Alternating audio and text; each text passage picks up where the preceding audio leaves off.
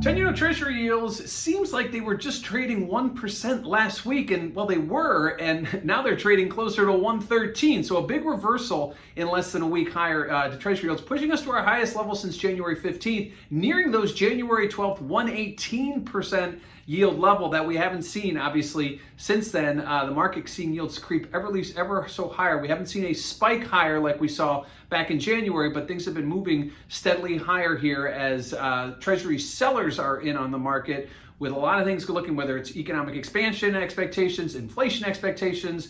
The look at 530's curve is as steep as it's been since November of 2016. The 210's curve is as steep as it's been since May of 17.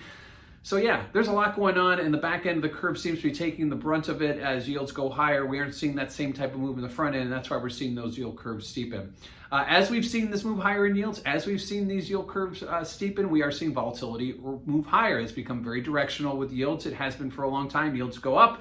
Vol goes up, yields go down, vols go down, until we get to some of those critical low levels. You get down to like 0.5% Treasury yield, you break through that, you might see volatility bid again. But ultimately, the relationship we're seeing is higher yields, higher vol, lower yields, lower vol. Today we saw higher yields, so we saw higher vols. And lastly, what do we have the rest of the week? Well, today we had the ADP number, tomorrow we get claims, and then Friday we get the non-farm payroll number. That'll certainly take front and center. We also will be keeping our eye on those yield curves, seeing if they continue to steepen to levels not seen in several years. Likewise, that stimulus talk is still out there. When is that going to come through? How is that going to affect? And lastly, the Fed. I mean, the Fed's been talking about maybe taking their foot off the gas slightly, not changing and altering their buying programs and raising rates anytime soon, but maybe throwing a tweak in there. There has been whisper talk of tapering at some point, not this year, but next year. Ultimately, that could have an adverse effect on yields as well. So keeping an eye on a lot of things here, but heading into mid part of this week, we will be focusing on the jobs report, which is supposed to be more positive than last month, and certainly something that Treasuries will be watching very closely.